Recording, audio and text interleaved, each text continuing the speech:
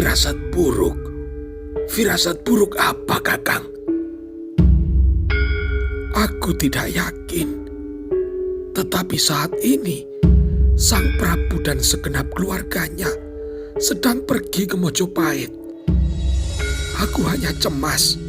Jangan-jangan keadaan janggal kali ini ada kaitannya dengan perjalanan Sang Prabu ke Mojopahit. Kira-kira apa yang terjadi, Kakang? Apakah perahu yang kini dinaiki Sang Prabu diterjang badai?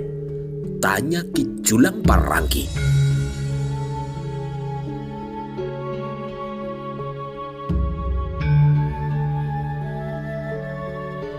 Semoga saja firasatku salah. Semoga saja udara yang gerah ini hanya gejala alam biasa yang tidak ada hubungan apapun dengan perjalanan dari Sang Prabu, kata Aki Encang Pancaya. Kemudian Aki Encang Pancaya terdiam dan membiarkan angan-angannya melayang. Ki Julang Paranggi pun kini duduk di sebelahnya menandai adakah sesuatu yang aneh yang akan terjadi malam ini. Kau dengar itu? Ki Julang Paranggi kini mengerutkan dahi. Suara apa, Kakang? Suara beberapa ekor kuda. Mungkin kereta kuda, jawab Ki Encang Pancaya. Ki Julang Paranggi kini akhirnya bisa menandai suara itu, dan hal itu telah menyebabkan ia merasa keheranan bagaimana Aki Encang Pancaya yang usianya lebih tua itu masih memiliki telinga yang sedemikian tajam. Boleh saja mataku masih tajam, tetapi pendengaranku kalah tajam dari telingamu, Kakang, kata Ki Julang Paranggi. Rombongan berkuda itu jelas berasal dari arah barat. Itu berarti rombongan itu akan melewati jalan tempat Ki Julang Paranggi dan Aki Encang Pancaya berada. Siapa rombongan berkuda itu dan akan menemui siapa? Ki Julang Paranggi dan Aki Encang Pancaya sama sekali tidak menyimpan prasangka karena sejauh ini negeri Sunda Galuh adalah negeri yang aman. Siapapun bisa berjalan di tengah malam sampai ke tempat-tempat yang sepi dengan aman, tidak perlu takut kepada penjahat. Berbekal pemikiran yang bersih semacam itu, Aki Encang Pancaya dan Ki Julang Paranggi justru menempatkan diri berdiri di tepian jalan. Aki Encang Pancaya dan Ki Julang Paranggi akhirnya melihat para penunggang kuda yang akan melintas itu memegang sebuah obor untuk menerangi jalan mereka. Namun yang lebih menarik perhatian dari Aki Encang Pancaya adalah beberapa orang penunggang kuda yang menempatkan diri di depan dan di belakang ternyata kini tengah melakukan pengawalan terhadap sebuah kereta. Dandanan dan juga senjata yang mereka bawa menunjukkan dengan jelas bahwa mereka adalah prajurit. Melihat dua orang tengah berada di tepi jalan, barisan berkuda itu kemudian berhenti. "Wilujeng Wengi Kisana," sapa salah seorang dari mereka. "Wilujeng Wengi," jawab Aki Encang Pancaya.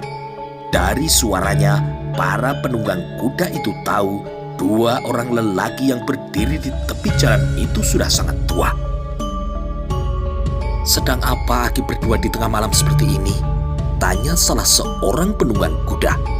Aki Encang Pancaya memandang kereta kuda di tengah pengawalan itu dengan gelisah.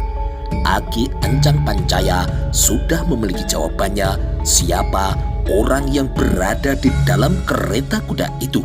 Hal itu dengan segera memunculkan rasa penasaran mengapa orang itu melintasi jalan di pedukuhannya.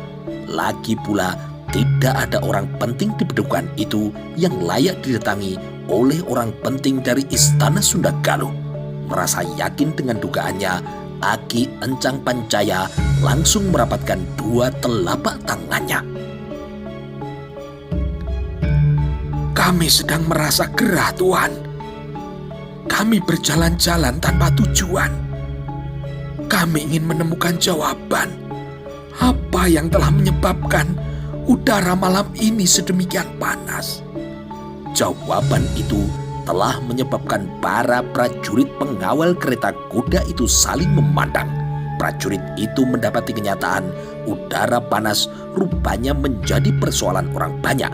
Tidak hanya di kota Raja Sunda Galuh yang merasa terganggu, melainkan juga pedukuhan-pedukuhan di luar batas kota raja.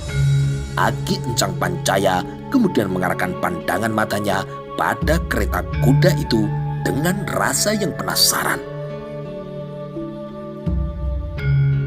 Jadi Aki juga merasa udara malam ini gerah? Tanya salah seorang prajurit itu lagi. Benar Tuan. Apakah Tuan juga merasakan hal yang sama? Benar Ki. Kami juga memang merasakan itu sejak petang datang tadi. Apakah menurut Tuan ada sesuatu yang aneh di balik udara yang mengalir sangat panas ini? Sejak tadi aku menduga mungkin ada gunung yang meletus sehingga udara bisa sedemikian panas. Atau barangkali Tuan semua punya pendapat ada peristiwa alam lain yang telah menyebabkan keadaan seperti ini. Kalau soal itu aku tidak tahu Ki, jawab prajurit itu lagi. Lagi-lagi Aki Encang Pancaya mengarahkan pandangan matanya pada kereta kuda. Bolehkah kami tahu Tuan sedang melakukan pengawalan untuk pergi kemana? Tanya Aki Encang Pancaya sekaligus melepas sebuah pancingan. Prajurit itu menyempatkan berpikir beberapa jenak sebelum mereka memberikan jawaban. Akan tetapi bersamaan dengan itu pintu kereta kuda itu terbuka.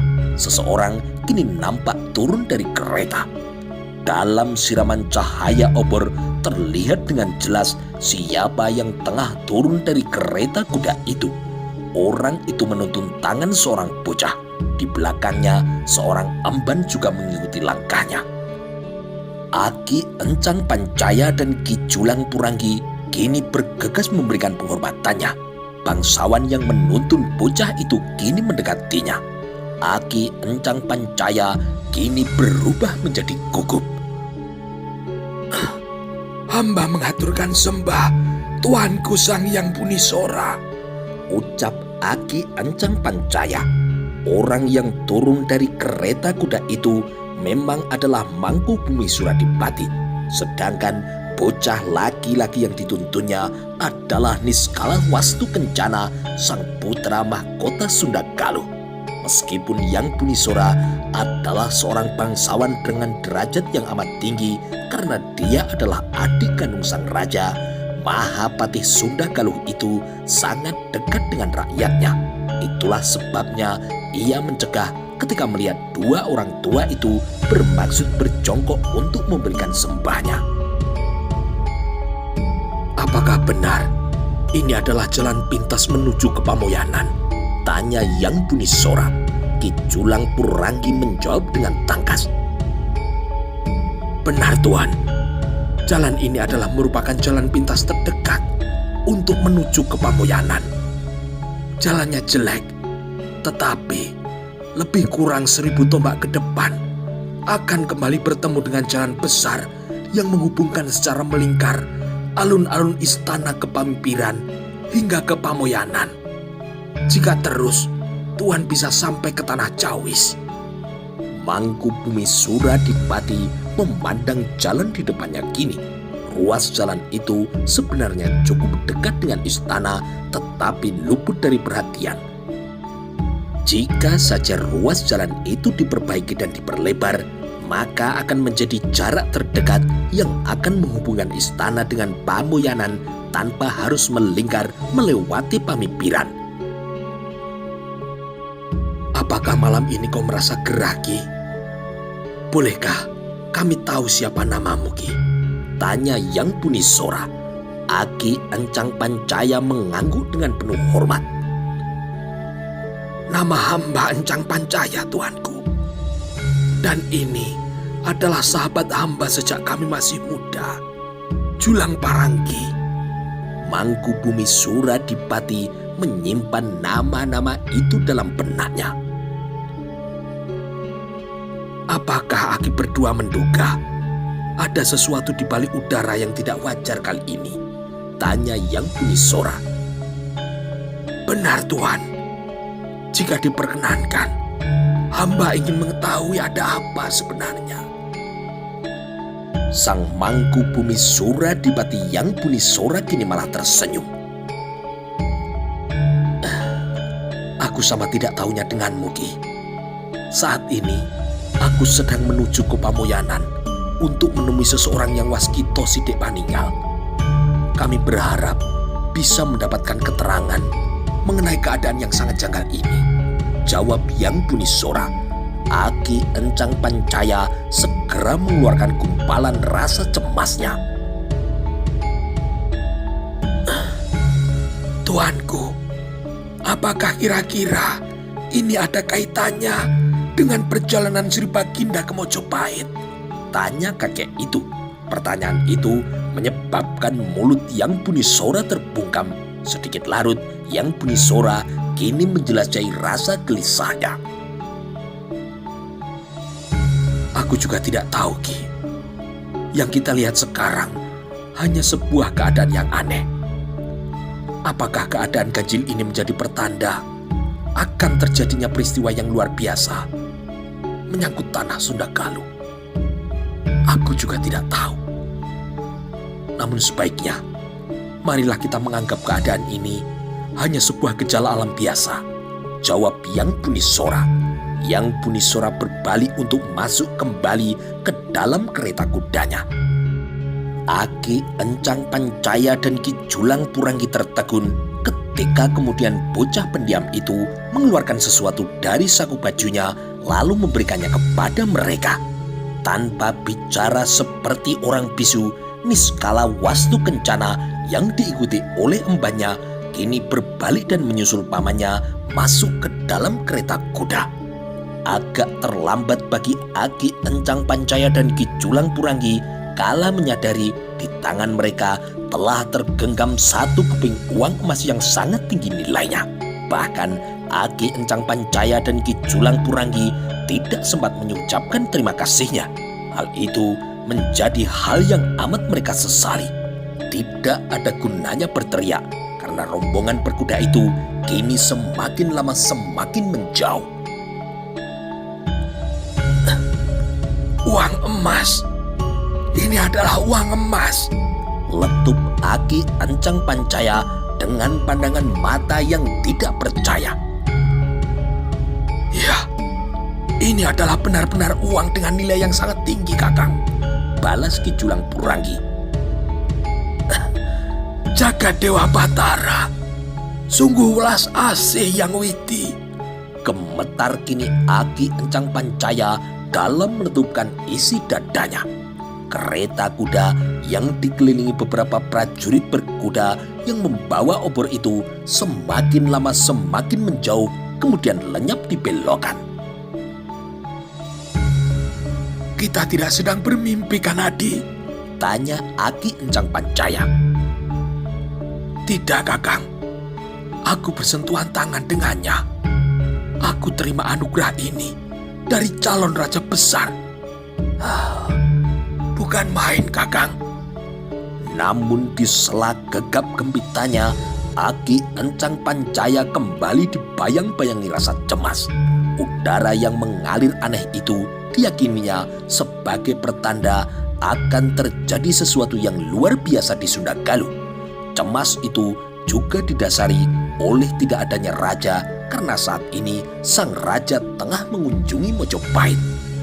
Setelah melewati jalan kecil memotong lurus ke arah Dukuh Pamoyanan, rombongan berkuda yang mengawal Mangkubumi Suradipati dan juga Pangeran Niskala Wastu Kencana kemudian berhenti di ujung pertigaan jalan. Seseorang kini terlihat duduk di atas kuda dan bersikap menghadang. Lihat sikap yang demikian, pimpinan prajurit pengawal itu kemudian juga bersikap waspada. "Siapa kau Kisana?" tanya pimpinan pengawal prajurit itu. Sejenak berlalu, tetapi belum juga ada jawaban. Justru karena itulah para prajurit kini bertambah curiga. "Kisana, siapa kau dan mengapa menghadang jalan kami?" ulang pimpinan prajurit itu. Orang yang menghadang di tengah pertigaan jalan itu menatap tajam ke arah kereta kuda di depannya. Orang itu tidak perlu merasa takut meskipun ia berhadapan dengan prajurit bersenjata. "Apa benar yang berada di dalam kereta kuda itu adalah Tuanku Patih Mangkubumi Suradipati yang Bunisora?" tanya orang itu dengan suara yang datar. Para prajurit itu terkejut. Mereka sulit memahami bagaimana orang itu bisa tahu bahwa orang yang berada dalam kereta kuda itu adalah seorang bangsawan dari Sunda Galuh. "Kalau benar, aku mendapat perintah dari Ki Ajar Swangsinggura untuk menjemput beliau." Para prajurit itu serentak kebingungan. Mereka hanya diperintahkan untuk melakukan pengawalan menuju ke Pamoyanan. Untuk keperluan apa atau menemui siapa yang Bunisora di Pamoyanan sama sekali belum mereka ketahui. Kini tiba-tiba ada orang yang mengaku ditugasi untuk menjemput mereka. Pintu kereta kini terbuka. "Ikuti orang itu," kata Mangkubumi Suradipati. Perintah telah diberikan langsung oleh Yang Bunisora. Para prajurit itu pun tidak punya pilihan lain selain melaksanakannya. Mereka akhirnya yakin kunjungan Yang Bunisora telah diketahui oleh sang tuan rumah. Perjalanan yang terhenti sejenak itu kemudian berlanjut dan kini memasuki tapal batas perkampungan yang dituju. Para prajurit pengawal itu semakin penasaran ketika penjemput itu membawa mereka membelok pada sebuah jalan kecil, lalu membelok lagi, kemudian memasuki pekarangan sebuah rumah yang tidak seberapa besar. Rumah itu pun terlihat sangat sederhana, bukan rumah yang megah seperti rumah di sebelahnya. "Rumah siapa ini?" tanya salah seorang prajurit dalam hatinya. Mungkin telah tahu rumahnya akan kedatangan tamu, tuan rumah itu telah memasang 4 buah obor dengan ukuran yang besar di halamannya. Seorang kakek tua yang telah menunggu dengan berdiri di depan pintu segera menjemput tamunya dengan segala hormat. "Salamku Ki Ajar," sapa Yang Bunisora. Orang yang disebut Ki Ajar yang bernama lengkap Ajar Swangsinggura itu kini menerima penghormatan itu dengan senyum. "Bersama dengan Pangeran Pati," balas Ki Ajar Swangsinggura. Yang Bunisora kini mengangguk. "Mari silakan masuk Ki Pati." Ajar Swangsinggura kini mengajak tamunya masuk ke dalam rumah. Udara kini amat gerah. Oleh karena itu, Yang Bunisora menawar ajakan itu. "Bagaimana kalau kita berbicara di luar saja, Ki Ajar?" tanya Yang Bunisora. Ki Ajar mencerna permintaan itu dan bisa menemukan alasannya. Ki Ajar Swangsinggura tidak kini merasa keberatan. Para prajurit yang bertugas melakukan pengawalan itu dengan segera menyebar. Ada yang berdiri sambil bersandar pada pohon belimbing, ada pula yang duduk di atas hamparan rumput yang tebal. Sang pemilik rumah rupanya sudah tahu Tuanku Mangkubumi Suradipati akan datang mengunjunginya, bisik salah seorang prajurit kepada prajurit di sebelahnya. Prajurit di sebelahnya kini menoleh lalu menggeleng. "Kenapa?"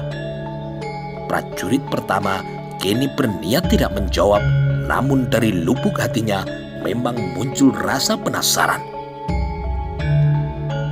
"Aku yakin tidak ada pemberitahuan sebelumnya. Patih Mangkubumi memutuskan untuk mendatangi tempat ini dengan mendadak, tanpa ada rencana," jawab prajurit pertama. Di halaman rumah Ki Ajar Swangsinggura ada sebuah pendopo kecil. Di dalam pendopo kecil itulah terdapat 4 tempat duduk. Tepat di bawah pendopo kecil itu terdapat pula sebuah belumang yang penuh dengan air dan menjadi tempat hidup bagi pohon teratai yang tengah berbunga. Geliat air di bawah pendopo itu kini telah mencuri perhatian Niskala Wastukencana. Gerak air itu tentu adalah karena ulah ikan dengan ukuran yang cukup besar. Namun geliat itu ternyata tidak hanya terjadi di satu tempat. Pada jarak beberapa depa dari geliat itu, geliat yang lebih besar kini juga menarik perhatian dari Niskala Wastukencana. Emban muda yang melayani Pangeran Pati Niskala Wastukencana kini menempatkan diri tidak terlalu jauh. Akan tetapi, emban itu terpaksa menjauh ketika Yang Bunisora memberi isyarat dengan tangannya agar ia tidak ikut mendengarkan pembicaraan yang akan terjadi. Emban yang bernama Nenden Pritaya itu menyembah dan kemudian menjauh. Nenden Pritaya duduk di atas rerumputan dengan kaki yang ditekuk. Ia memperhatikan malam yang memang terasa aneh. Nenden Pritaya meyakini di dalam udara yang mengalir panas itu ada muatan lain yang tidak dikenalinya. Yang Bunisora rupanya tidak ingin membuang waktu. Yang Bunisora telah melihat kelebihan-kelebihan aneh dan luar biasa yang dimiliki oleh sang tuan rumah. Salah satunya adalah Ki Ajar Swangsinggura telah mengetahui kedatangannya dan juga mempersiapkan penjemputan, meskipun terlebih dulu tidak ada pemberitahuan. Tidak hanya itu, hanya sejenak setelah mereka duduk di pendopo, beberapa orang gadis kini keluar membawa minuman hangat yang bernama bandrek. Sebenarnya jenis minuman itu tidak cocok untuk udara malam yang sedemikian gerah. Melihat para gadis keluar untuk menyajikan minuman dan makanan ringan, Nenden Pritaya kemudian bangkit untuk ikut membantu. Paman Ajar sudah tahu maksud kedatanganku, bukan? Tolong Paman uraikan kepadaku. Apa rahasia yang menumpang pada udara yang mengalir dengan aneh ini? Tanya Yang Bunisora. Hening langsung menyelinap karena tuan rumah tidak langsung memberikan jawabannya. Pandangan mata Ki Ajar Swangsinggura yang terarah kepada Niskala Wastukencana dengan jelas menampakkan sebuah beban yang berat. Biarlah Wastukencana ikut mendengar, Paman. Ia sudah cukup mampu untuk menerima simpulan macam apapun, kata Yang Bunisora yang nampaknya bisa membaca kegelisahan dari Ajar Swangsinggura. Ki Ajar Swangsinggura kini mengangguk.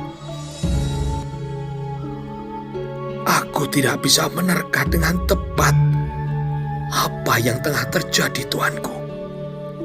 Akan tetapi, aku yakin sesuatu yang buruk akan menimpa Sang Prabu dan rombongan. Yang Bunisora tidak bisa menutupi rasa gelisahnya. Niskala Wastukencana pun juga resah karena yang dibicarakannya menyangkut perjalanan dari Romo, Biyong dan juga kakaknya ke sebuah negara yang selama ini menyebabkan Sunda Galuh merasa tidak nyaman. Beberapa kali sudah Mojopahit mengirim surat kepada romonya. Surat itu berisi ancaman agar Sunda Galuh segera tunduk dan menyatu dengan Mojopahit. Jika itu dipenuhi, hanya ada satu kata yang pas untuk mewakilinya: penjajahan. Apa kira-kira sesuatu yang buruk itu, Paman? Tekan Yang Bunisora. Ki Ajar Swangsinggura kini memandang tajam lalu menggeleng. Belum terjadi, tuanku. Akan tetapi, hal itu akan benar terjadi, jawab Ki Ajar Swangsinggura. Hening kini merayapi halaman rumah Ki Ajar Swangsinggura. Udara yang bergelombang amat nyata kini telah memberikan isyarat. Meskipun isyarat itu masih belum membentuk tujuannya jelas, isyarat itu mengabarkan bahwa sesuatu yang buruk akan menimpa Prabu Maharaja Linggabwana. Masih belum terjadi? Tanya Yang Bunisora. Ki Ajar Swangsinggura mengangguk. Apakah kira-kira Kakang Prabu akan dihinakan? Tanya Yang Bunisora. Ki Ajar Swangsingkura yang menunduk itu kemudian menadahkan kepalanya dengan perlahan.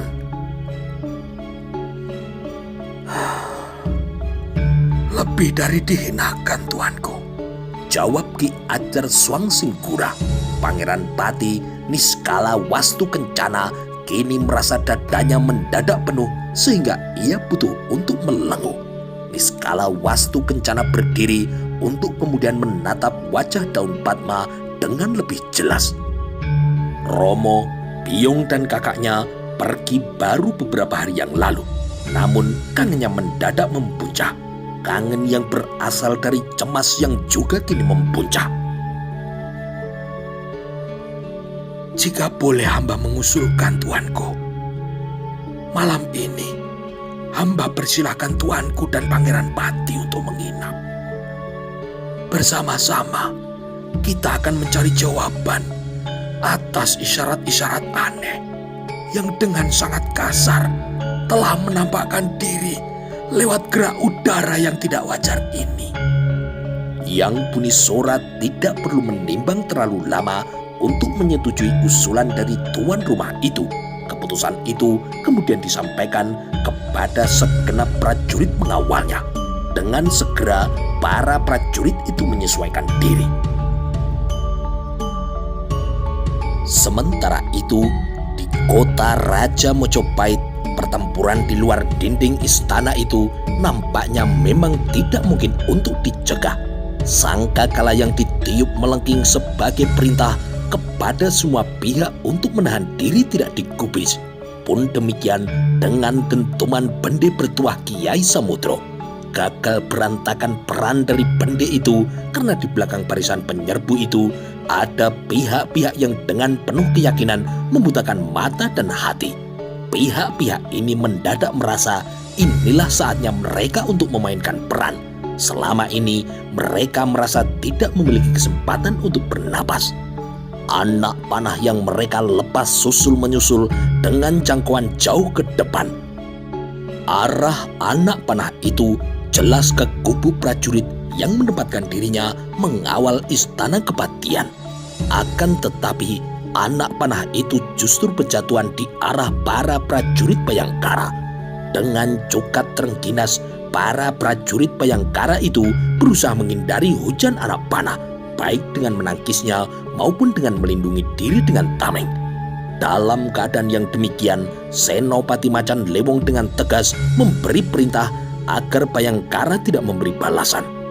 Untuk beberapa saat lamanya, pasukan khusus itu mampu untuk menahan diri, namun entah sampai kapan. Hentikan! Hentikan! Teriak Kanuruan Gajah Enggon dengan sangat lantang. Hentikan serangan kalian! Namun teriakan dari Kanuruan Gajah Enggon itu tertelan oleh riuh rendah yang terjadi. Jangankan hanya teriakan Kanuruan Gajah Enggon, bahkan lengking sangkakala akhirnya tidak terdengar dengan jelas nada isyaratnya. Hanya dentuman bende Kiai Samudro yang kini meledak-ledak susul-menyusul yang masih terbaca dan berwibawa. Akan tetapi karena udara kini merasa sangat panas, suara dentuman itu malah menjadi penyebab keadaan semakin mendidih. Hentikan perbuatan kalian! Pasangguan Gagak Bongol kini ikut berteriak. Namun teriakan dari Gagak Bongol, teriakan Kanuruan Gajah Enggon, dan teriakan Senopati Macan Lewong tidak mempan, tidak memberi pengaruh apa-apa. Menghadapi tekanan yang mulai terasa berat, apalagi kubu penyerbu kini telah bergerak maju, apa boleh buat, Macan Lewong terpaksa memberi perintah untuk mundur. Mundur! Semuanya mundur! Teriak Macan Lewong. Kubu prajurit yang berusaha mempertahankan istana kepatian yang dikendalikan oleh Gajah Sagara terus memperhatikan perubahan yang terjadi. Dengan isyarat perintahnya, Gajah Sagara meminta pasukannya untuk menahan diri. Sejauh itu, perintah yang disalurkan Gajah Sagara itu masih dipatuhi. Namun, Gajah Sagara juga tidak yakin apakah keadaan itu akan tetap bertahan jika kubu penyerbu mulai menyerang dengan hujan anak panahnya. Jangan ada yang membalas. Semua melindungi diri, teriak Gajah Sagara. Macan Lewong yang tidak punya pilihan lain kecuali menarik pasukannya ke arah Istana Kepatihan dengan menunduk dan saling memberikan perlindungan. Pasukan yang amat terlatih dalam keadaan apapun itu kini bergerak mundur agar secepatnya bisa berlindung di balik dinding pagar. Sejauh itu, semua anak panah yang berjatuhan masih bisa dihindari.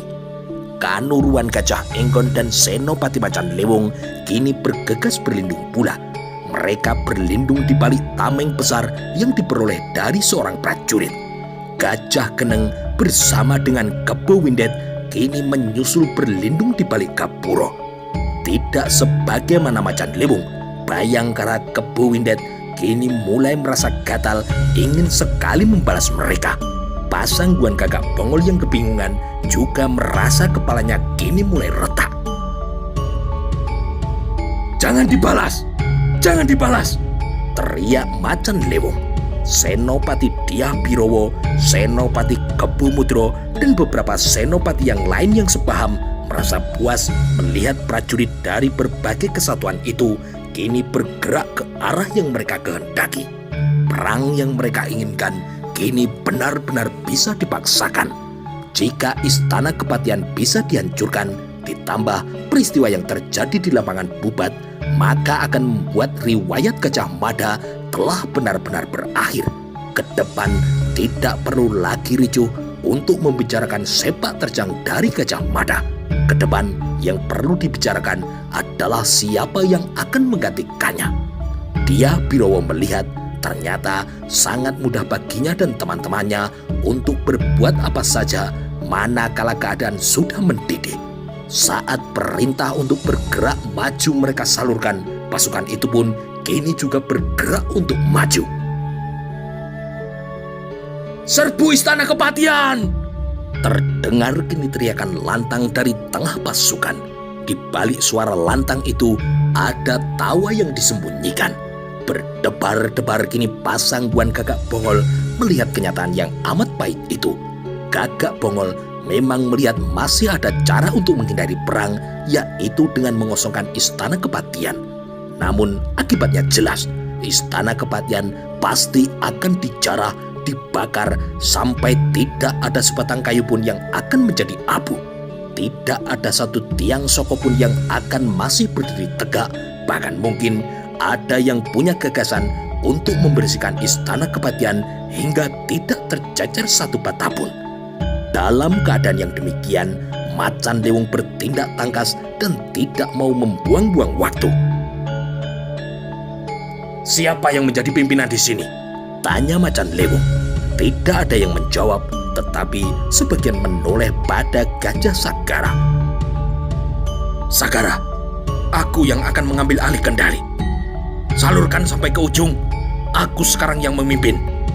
Para prajurit pengawal Istana Kepatihan harus tunduk pada perintahku. Jika ada yang berani membangkang perintahku, aku berwenang untuk memberikan hukuman. Perintahku, jangan balas serangan mereka. Semuanya berlindung. Pasangguan Gagak Bongol dan Kanuruan Gajah Enggon sama sekali tidak merasa keberatan dengan langkah yang diambil oleh Senopati Macan Lewong. Melihat tindakan yang diambil Senopati Macan Lewong, Kanuruan Gajah Enggon bisa berharap perang berdarah itu masih bisa untuk dihindari, meskipun dengan kemungkinan terjelek Istana Kepatihan akan terbakar hangus. Bagaimana pendapatmu? Murnikah gerakan itu? Macan Lewong kini bertanya pada Kanuruan Gajah Enggon. Gajah Enggon kini mengangkat tangannya dan menggoyang. Aku yakin ada orang yang memancing di air keruh. Pasangguan Gagak Bongol kini mempertegas. Baru saja aku mengusir pasukan yang akan memisahkan diri dan berniat menyerbu Istana Kepatihan dari arah Jalan Kenglingho. Jelas, ada orang yang tidak mau diketahui jati dirinya yang memaksakan perang ini terjadi.